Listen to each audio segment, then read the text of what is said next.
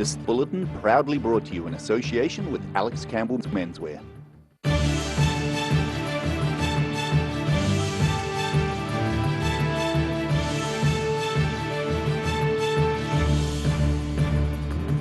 Tonight on The South Today, the government announces support for some businesses and says vaccine passes may be phased out. The parents of Nico Porteous celebrate having 2 sons in the free ski half-pipe final. And a lack of women in Dunedin's street names. Work begins to improve the gender imbalance.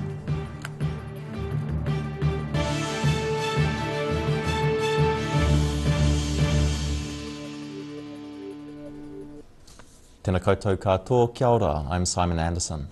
The Prime Minister says vaccine passes may be phased out after COVID has peaked here, but warned masks are here to stay for a while. The comments followed this afternoon's Cabinet meeting, which also approved a new round of COVID-19 support payments for badly affected businesses. At this afternoon's post-Cabinet media briefing, Prime Minister Jacinda Ardern says experts are forecasting the country's Omicron cases to peak around mid to late March.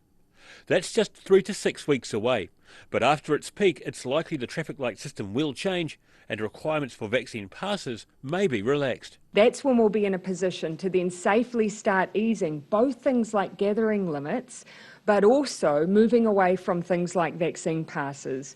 We've also been clear that the reason our experts believe that will be safe to do at that point is because so many more people, including, sadly, unvaccinated individuals, will have been exposed to COVID, which means it's a very different scenario than what we have now. However, Jacinda Ardern says masks will be a thing of everyday life for the foreseeable future.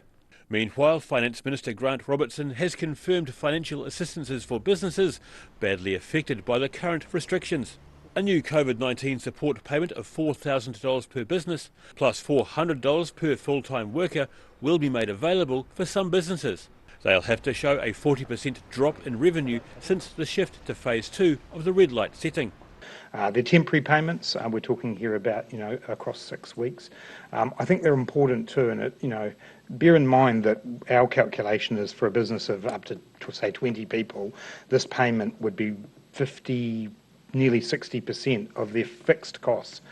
On the occupation of the Parliament lawn, Ardern didn't want to give them any airtime, but answered a journalist's question about meeting with them very directly. On the day that protesters have thrown human waste at police, as they have sought to simply bring law and order to Wellington and allow Wellingtonians to move around the city, the suggestion that we would then engage with that kind of behaviour, I just reject. The daily COVID infection rate continues to rise across the country, with more than 2,360 new cases across the nation and 86 new cases confirmed across the south. In Dunedin, The South Today. Dunedin police are reminding bars that dancing is currently banned in New Zealand's hospitality venues. Under the red light traffic setting, bars and nightclubs can open, but customers need to be seated and separated, which means dancing is not allowed. Senior Sergeant Anthony Bond says police discovered 30 to 40 patrons on the dance floor at an Octagon bar at around 1 a.m. on Sunday morning. They were responding to a tip-off from a member of the public that a licensed premises was not complying with the COVID-19 health rules. The city's alcohol harm reduction officer will follow up the incident, with other hospitality venues being reminded about the need to follow the rules. Wanaka's Nico Porteous claimed New Zealand's second gold medal of this year's Winter Olympics over the weekend after winning the free ski half-pipe finals. He was one of 2 Porteuses in the final, with Miguel also qualifying in the same event. Their parents watched the action on the big screen in Wanaka and say they're pleased and proud with what their sons achieved. A cheer for the men's free ski half-pipe competitors. Skiing enthusiasts stayed warm and dry at the Olympic fan zone in Wanaka on Saturday as 20-year-old local Nico Porteous became the first New Zealand man to win a Winter Olympic gold for New Zealand. His 22-year-old brother Miguel was also competing and finished 11th place. And their parents, Chris and Andrew Porteous, couldn't be prouder. Yeah, I mean, we're proud of him, we're proud of Miguel that, he got the final and skied his heart out, and proud of all the New Zealanders that, absolutely gave everything they had and, sometimes it works out, sometimes it doesn't. Nico's success also saw him given the honour of being flag bearer for New Zealand at the Games closing ceremony earlier today. After all the pressure of the build-up, he's delighted his efforts and those of his team have resulted in an Olympic gold. Yeah, I can't believe it. I really can't believe it. You know, put so much work into my skiing over the past 2 years, and just the relief that I'm feeling right now, and it really feels like it's just all paid off. Nico's proud his older brother Miguel was also able to compete alongside him as a finalist in the same event. He's my inspiration, he's my role model, he's my best mate, and you know, to have my arm around him at the bottom when we realised that we won, we won, you know, because we're brothers and we're a team, we stick together. Their father, Andrew Porteous, says the family have enjoyed the many years helping both sons achieve Olympic greatness. Maybe some sacrifices, but generally it's been a really great time. We've been very lucky and privileged to spend that much time with our boys. And their mother, Chris, doesn't mind having to watch their son's success from the other side of the world. It's pretty nice to be right there at the moment and give them a hug and share, but it's okay. They don't need their parents around them now. They're adults and to enjoy. That hug may have to wait a little longer. When Nico won bronze as a 16-year-old 4 years ago, he took part in a medal parade through Wanaka with fellow medalist Zoe Sadowski-Synnott. But this time he's planning on taking some well-earned time off overseas and returning to New Zealand around July. In Wanaka, the South Today. A large group of Ducati motorcycle riders made a pit stop in Dunedin as part of a noisy tour of the South Island. Polished and gleaming Ducati motorcycles from across the country parked up at Dunedin's Unity Park Lookout over the weekend for a pit stop and a scenic photo opportunity. More than 40 riders from the official Ducati Club of New Zealand are taking part in a 6-day tour around the South Island, including stop-offs in Te Anau and Oho. Organiser John Matheson says all riders are fully vaccinated against COVID-19 and being managed as a group for accommodation bookings. Participants in the annual tour take turns driving around either the North or the South Island, with this year's event set to finish in Nelson. A lobby group has been formed in Dunedin with the aim of addressing what's seen as a gender imbalance in the city's street names. And the Women of Ōtepoti Recognition Project have now got the ear of Dunedin's Deputy Mayor as they campaign to improve the situation. Ethel Benjamin Place in North Dunedin is one of the city's most well-known streets, named after a famous local woman. She was New Zealand's first female lawyer. But members of the Women of Ōtepoti Recognition Project say there's still a disproportionate number of male to female street names. Less than 50% of the street names are named after women. It kind of sticks a little bit with us, and we're very keen to see that remedied. Women make up 50% of the population. We'd like to have 50% of the street names. The gap was noticed by Lucy Gray and Nadine Simpson while discussing equal pay for women a few years ago. They were impressed by Jean Parker, who'd lobbied for equal pay in the 1950s, but found she hadn't been recognised with any form of public naming. The pair say the movement they started has been gathering steam, with new members joining up, with the aim of leaving a legacy for future generations. That idea has evolved a little bit, which is really exciting. We've got some new allies on board, and we've talked about broadening this out to include a bigger number of women in Dunedin who have been very important in the history, creating our political space and health. And we want to be able to show the people of today what came before, because we think it's really important for our younger people to see what has happened. And they've now found a valuable ally in Dunedin's Deputy Mayor, Christine Geary. She's aware of the need to address the gender imbalance and also has a personal connection to the campaign. One of my great aunts was mayoress of this city, and her contribution during the war years is not documented as far as I can find in the archives, and that would be true of many women in the city in terms of the record of their work.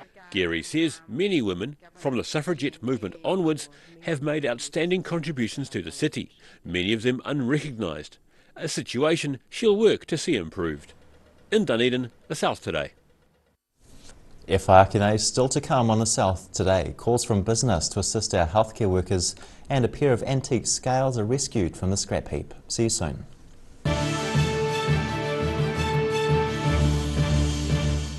Inside are all sorts of innovations from all over China.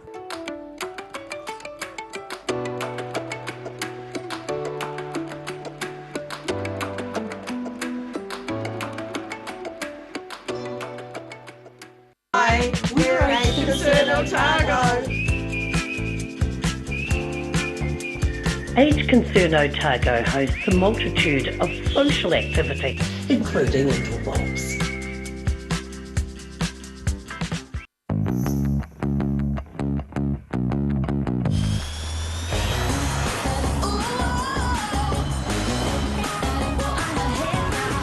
Spark your joy with jazz, the next generation from Honda.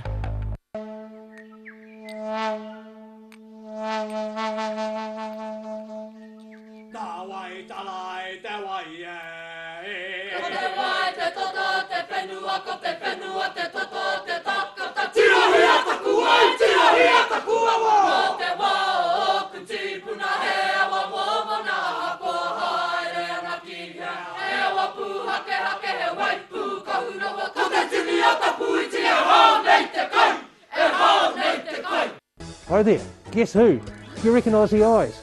Oh okay, it's a haircut. Anyway, it's Lindsay here from Alex Campbell Menswear. Our 3 stores are carrying on as usual. Despite what's happening in the world, we have got some great stock for you. Personally, I've spent 50 years in this business and we have some excellent supplier relationships. We've got great stock, it's hand-picked, it's here, it's on time, and it's ready for the great summer. Alex Campbell Menswear, it fits. So, as my favourite cut says, keep calm and carry on. If you're at risk of developing melanoma skin cancer, you owe it to yourself to have a mole map. Mole map is coming to your area. Phone today to make an appointment.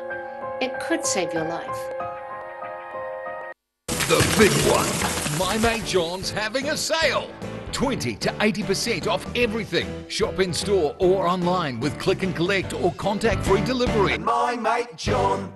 A poorly maintained heat pump can lose up to 35% of its output. The Mr. Heat Pump Cleaner team are experts. Their specially developed chemical wash is totally biodegradable. Call Mr. Heat Pump Cleaner and get the job done by the professionals. Every day the team at Gillian supports grieving families at their time of need, from answering your questions to organising a farewell that reflects the wishes of your loved one. We can help. Call Gillian's today.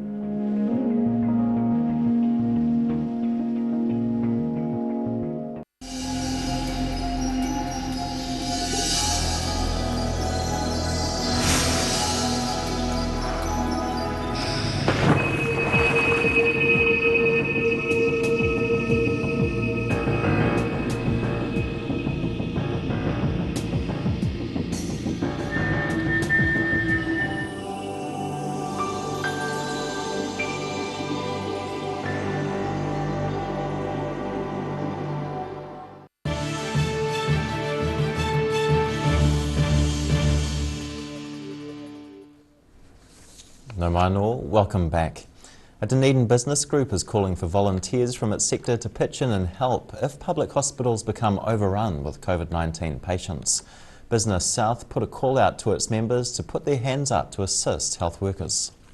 Calling out for local heroes for some extra assistance during the pandemic. Southern Heroes, which is a crew or a whole lot of supportive people that volunteer time through the business and community sector. Business South CEO Mike Collins has hands-on experience of the strains facing the health sector, having previously been part of the leadership team at the Southern DHB.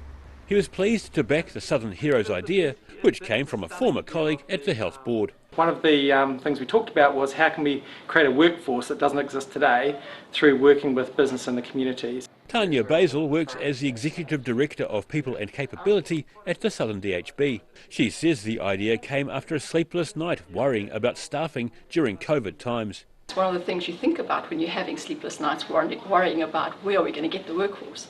And the dots kind of connected over the weekend. I think it was the weekend of the 7th, I think it was Waitangi weekend actually.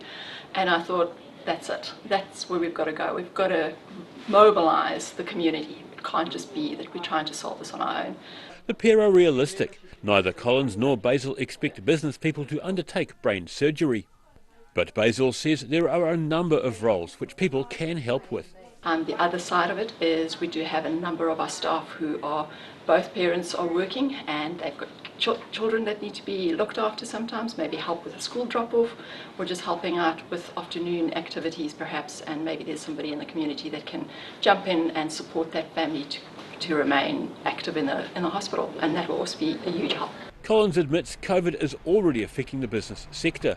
So while he's asking people to put their hands up to assist the health sector, he's mindful of the strain many are already facing. Business and community groups interested in becoming part of the Southern Heroes Network can sign up online at Business South's website. In Dunedin, the South Today. Dozens of farm dogs were auctioned off to new owners near Lawrence on Friday. The event was held as a fundraiser, with the working dog sale seeing prices of several $1,000s paid for some animals. The Lawrence Gymkhana Club's working dog sale on Friday doubled as a good catch-up for the farming fraternity. 79-year-old South Islander Kevin Johnston, who spent many years sheep shearing in Australia, is now back home, saying he enjoys a sense of freedom of the high country and being with his dogs. His best dog was a bitch called Pat, who sold for $4,500 and will now earn her keep for her new owner doing actual mustering of sheep. Pat's the most proficient of them. Yeah. She's sort of the oldest. Spent more time with her. But I'm only a trainer, I haven't got to work for them now. Johnston's two other dogs sold for about $3,500 and $2,500 respectively, and he's still training other dogs for future sales. And then I've got this young one, and she's strong-eyed. Yes. And yeah, she's got the makings of a really good young dog. PGG Wrightson says the day was the biggest catalogue sale for some time, with a good demand for keen, stylish, younger heading dogs. The day's top price of $9,000 went to a 2-year-old heading dog called Stripe. There were 75 registered buyers, and between gate donations, a barbecue and entry fees, $2,000 was raised for the Tuapeka Health Centre and Waitahuna Collie Club. Near Lawrence, the South Today. A set of Victorian-era scales have been rescued from the literal scrap heap in Tuapeka. The 160-year-old scales are part of the settlement's local history and were piled up with other junk to be taken away by the scrap metal dealer. Back home where they belong, these old scales were delivered brand new to Tuapeka Mouth in the 1860s. They are now back in the community after being rescued by local history buff Graham McGowan from a scrap heap on Michael Dowman's nearby farm. Graham got here just in time because next week this scrap metal joke will be here and that they would be gone. You'll never see them again. The cast iron vintage platform scales were made by British firm W&T Avery and used for weighing barrels of honey and other rural staples for many years.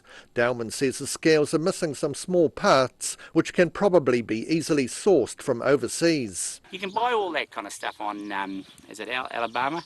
Chinese, they send, they make all that stuff. Wow. All that old stuff is great, and you think it's blinking old, but yeah, they can make anything there.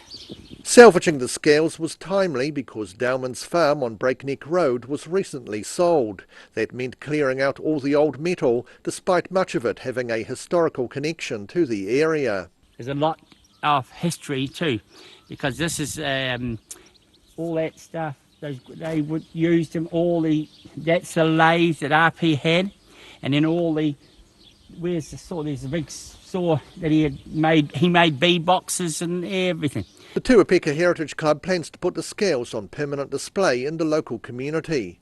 In Clutha, the South Today. After the break on the South Today, racing driver Emma Gilmore makes history in Saudi Arabia, and we have your early week's weather. Hei koko ake nei.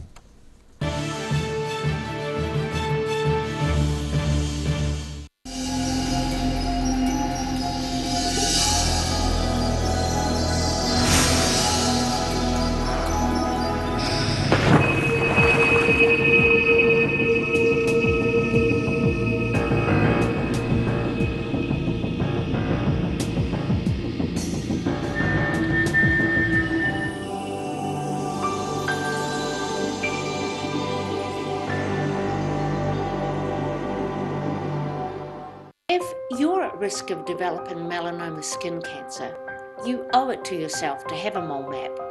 Mole map is coming to your area. Phone today to make an appointment. It could save your life.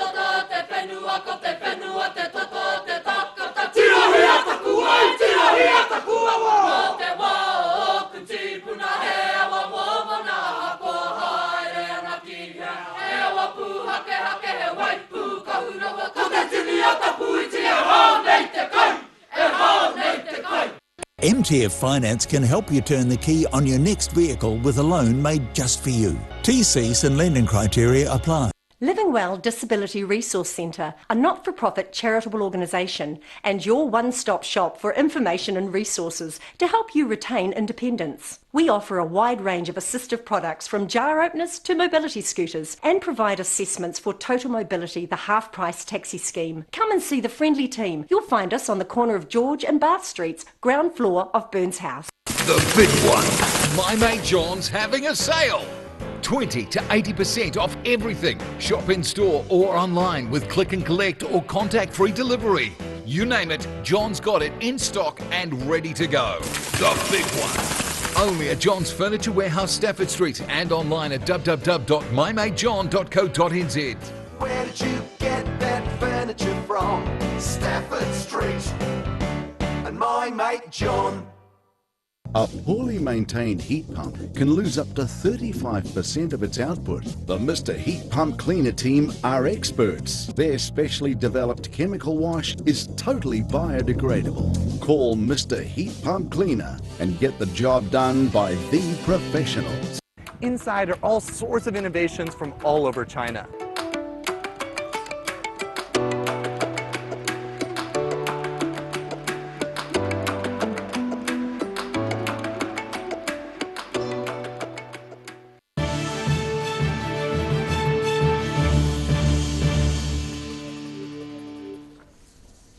Hoki mai anō. Motorsport history has been made in Saudi Arabia with Dunedin's Emma Gilmore becoming the first female driver for the McLaren racing team.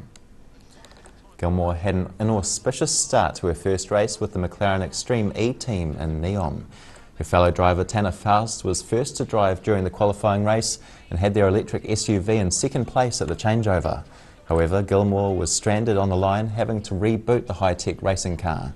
The odds returned to the McLaren pair's favour as they managed to scrape a place in the final with some daring driving in the repechage, which organisers called the Crazy Race. However, in the last race, Tanner Faust pushed the McLaren too hard going into a corner, rolling the vehicle and sending the team crashing out of the event. And now recapping tonight's top stories on the South today.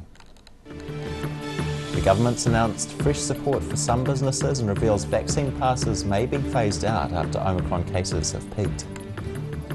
A golden weekend in Wanaka, the parents of Nico Porteous celebrate having two sons in the free ski halfpipe final in the Winter Olympics. And getting more recognition for women in Dunedin's street names, work begins to improve what's seen as a gender imbalance around the city.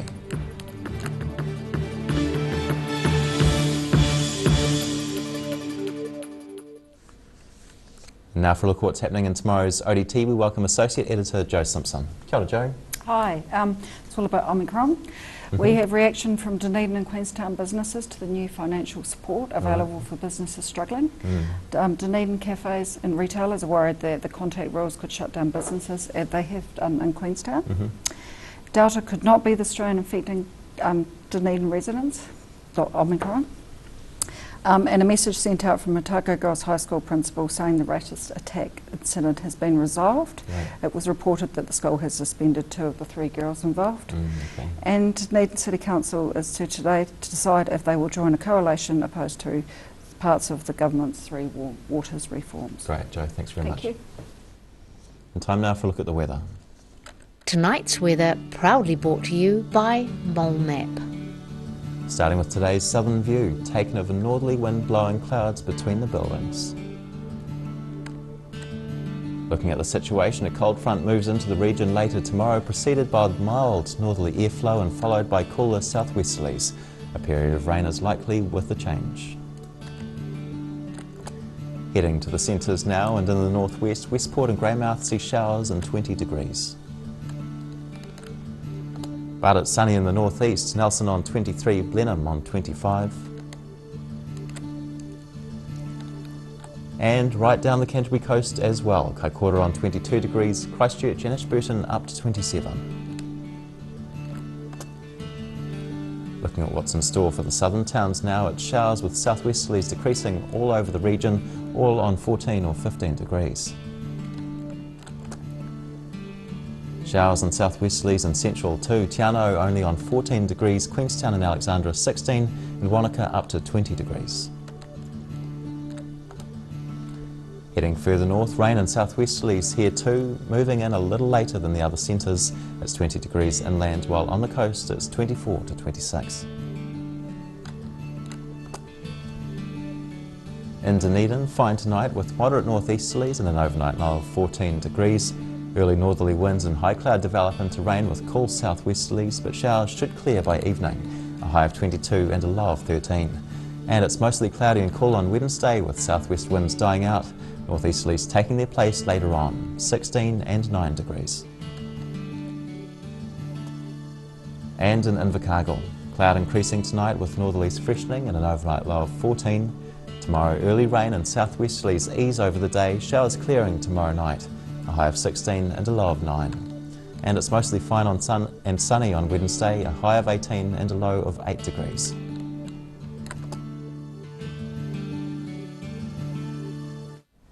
And that's the news this Monday. For the latest news and videos from the southern region, head online to odt.co.nz, and you can follow Channel 39 on YouTube to catch our news bulletins on demand. Nō reira, kia pai te pō, ka kite anō.